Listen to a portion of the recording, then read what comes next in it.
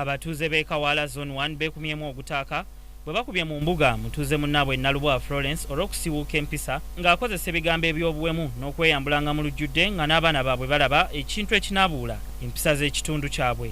Nalubwa atuuyanye nga bwe zikala ng'ayokyebwa kajojijoji w'ebibuuzo ebibadde bimubuuzibwa abatuuze ne poliisi y'e Kawala. Mu kwewozaako Nalubwa ategeezezza nga bw'abeera agenda okunaaba wabula teyeeyambulira abantu mu kagenderere. Asonze n'olunwe mu basajja 5 bagamba nti bagezaako omumutuusaako obulisa maanyi.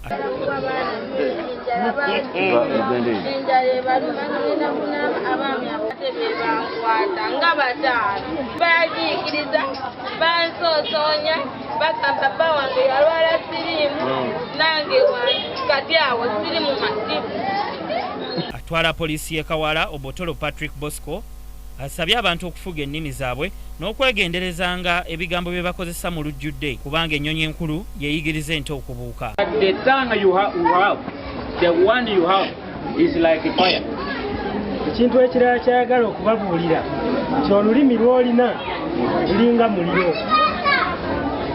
So as human beings, we should learn to control our tongue. So ng'abantu muyige okufuga ennimi zammwe.